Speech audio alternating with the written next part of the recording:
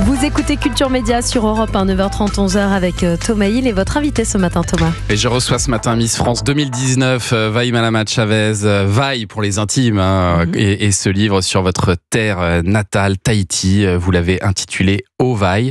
Ça signifie l'eau, c'est ça? Alors Vaï tout seul, ça veut dire de l'eau, mais Ovaï, c'est qui? C'est pour présenter qui nous sommes dans notre globalité. Quelle est notre histoire? Quelles sont nos origines? Pourquoi est-ce qu'on est comme ça? Et c'est exactement ce que vous faites dans ce livre, donc autobiographique. Vous vouliez présenter votre berceau, Tahiti, un coin de France qu'on connaît peu finalement et auquel on devrait s'intéresser un petit peu plus. C'est ce que vous nous dites aussi dans ce livre. Moi, je pense que tous les territoires sont intéressants et ce serait bien de se cultiver un petit peu plus quant au fait de comment on est devenu français, par exemple. Ouais. Et c'est vrai qu'on aurait beaucoup à apprendre de la culture, de l'histoire polynésienne. Et vous écrivez dans ce livre avec beaucoup de franchise. J'ai trouvé votre écriture assez incisive, même parfois. Il y a des passages qui font un peu penser comme un livre intime. D'ailleurs, vous nous tutoyez par moments. Après, en Polynésie, c'est vrai que on a la culture du tutoiement. C'est mal poli de vous voyer, donc c'est beaucoup plus facile pour moi de m'adresser aux gens en disant tu que vous. Et après, à moins qu'ils soient schizophrènes, c'est difficile de vous voyer quelqu'un pour moi. Il a été difficile à écrire pour vous, ce livre?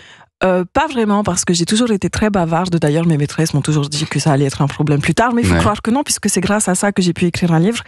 Et puis, je l'ai écrit, je pense, en 7 mois, et je l'ai terminé quand j'étais en voyage en Colombie. Et il y avait un moment de battement où j'avais dû rester pendant 2 jours à Medellín, et je me suis dit, vas-y, fais toutes tes corrections, termine, et puis envoie, et c'est fini, c'est fait. C'est fini. Et c'est vrai que vous avez voulu raconter aussi votre histoire en commençant justement par l'enfance, par les premiers souvenirs, vos parents qui se séparent alors que vous n'avez que 2 ans. Même pas. Et puis après quelques mots sur cette prof de maternelle qui vous a mis du scotch sur la bouche pour vous empêcher de parler justement parce que vous parliez trop. Oui.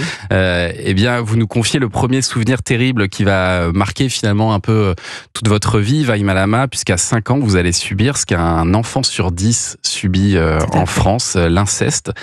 Qu'est-ce qui vous a décidé à raconter ça aujourd'hui? Quand on m'a demandé d'écrire un livre qui parlait de la Polynésie, j'étais pas la personne la plus à même. Enfin, je suis pas spécialiste.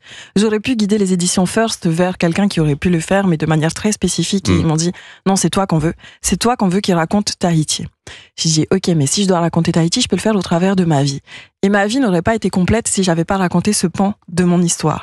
Ça fait partie des choses qui m'ont forgée, même si ça fait partie des drames qui ont fait que je suis une femme qui est peut-être aussi incisive aujourd'hui.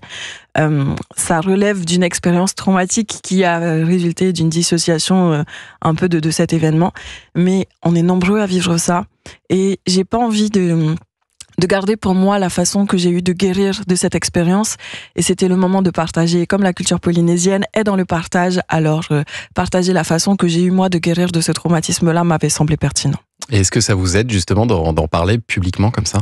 Alors ça m'aide pas moi, parce que j'ai fait tout le travail chez le psy et j'ai vraiment... Le travail est fait? Ouais, le travail est fait. Je me suis pardonnée, j'ai ressenti la culpabilité. C'était un secret familial qu'il fallait taire parce qu'il fallait garder l'honneur de machin et tout. Et en fait, non.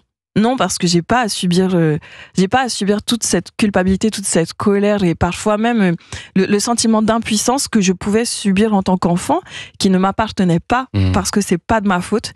Et on est nombreux à s'être dit, c'est de ma faute. J'ai dit quelque chose qui a fait que quelqu'un aujourd'hui a sa vie qui fout sur l'herbe en fait. En fait, c'est un résultat, c'est une conséquence. Alors, il faut se cibler sur la cause, je pense se concentrer sur la cause qui est quelqu'un fait quelque chose de pas bien et la victime n'a pas à se sentir coupable. Et vous décrivez justement comment l'agresseur a réussi à vous piéger, à faire comme si c'était un jeu, à vous faire taire, sauf qu'un jour, et ça c'est une leçon pour tous les parents, je pense, qui vont vous lire, un jour votre mère, elle a voulu vous mettre en garde contre ce qu'elle appelait les méchants, qui peuvent faire des choses bizarres, comme te toucher, et là vous lui avez répondu, ah bah ça m'arrive. Et finalement, elle vous a permis de parler. Oui, alors c'est vrai que d'abord, comment est-ce que ça s'est passé? Il m'a dit, il faut pas que tu le dises, sinon ça va créer des problèmes. Je déteste les problèmes, je déteste que les gens aient des problèmes à cause de moi, je déteste blesser les gens et tout.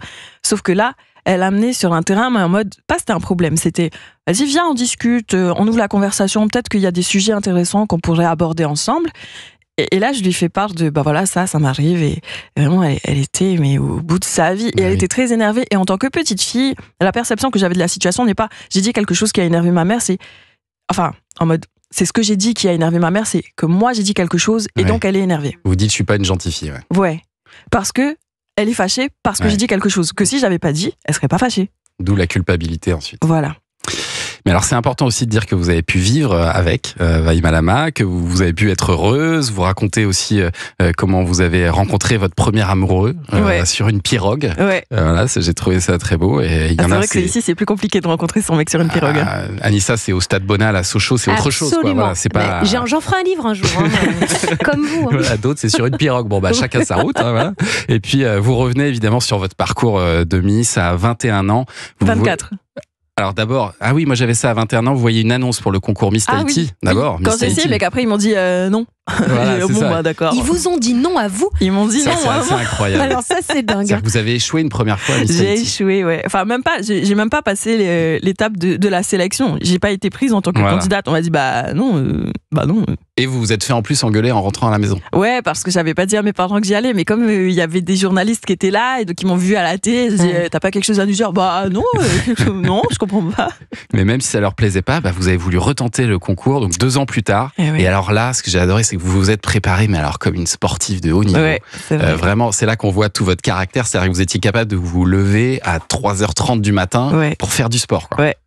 C'était intense. Mais alors, je me levais à 3h30 parce que, en fait, je commençais à travailler à 5h du matin.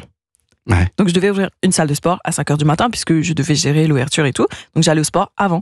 Et de 4h à 4h50, j'étais à la salle de sport. Et comme j'étais vraiment à 10 minutes douche incluse de ma salle de sport que je devais ouvrir, j'allais ouvrir la salle de sport. Et puis après, je travaillais jusqu'à 13h.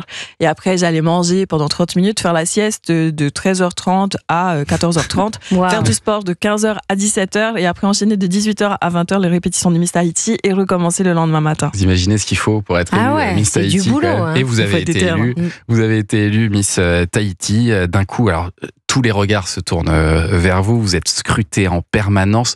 Vous avez même un peu l'impression de devenir un objet. Vous le dites, c'est un moment dans le livre. Oui, mais plus quand je suis devenue Miss France et que je suis retournée à Tahiti. Ouais. Mais oui, parce que les gens, ils vont voir davantage l'écharpe et la couronne au détriment de la personne qui la porte. Et donc, ils vont considérer avec beaucoup de déférence cette personne qu'ils idéalisent beaucoup.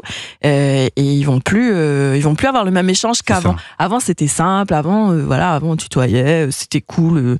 Enfin, on se sentait tous normaux, humains. Et puis là, d'un coup, je deviens quelqu'un. Non, non, je continue à me mettre des caisses de temps en temps, les gars. Ça change rien. Et puis vous devez tout le temps sourire, vous devez tout le temps être content d'être là, d'être aimable avec tout le monde, jamais donner votre avis sur quoi que ce soit. N'est-ce pas ? Ça aussi, ça a été très dur pour vous. Bref, vous avez raconté aussi tout votre parcours Miss France. On va revenir sur ce parcours dans un instant parce que c'est passionnant aussi de voir, ne serait-ce que votre première arrivée à Paris, comment vous avez vécu cette arrivée, cette découverte des Français de la métropole. Et ça a été un petit choc pour vous, on peut vous comprendre. Ça fait partie de ce livre Ovaï, livre de Vaï Malama Chavez. On va continuer à en parler dans un instant après le journal des médias. Oui, le journal des médias de Julien Pichenet qui arrive dans un instant. Alors, je ne sais pas si vous avez regardé le JT d'Anne-Sophie Lapix hier soir 20h sur France 2. Vous l'avez regardé, Vaï Malama ? Bon, on va vous faire une petite séance de rattrapage ce matin parce que Julien Pichenet, lui, l'a regardé. Je peux vous dire que c'était pas banal. Elle a donné de la voix, Anne-Sophie Lapix. On va vous expliquer tout ça dans un instant. À tout de suite sur Europe 1. Bonjour.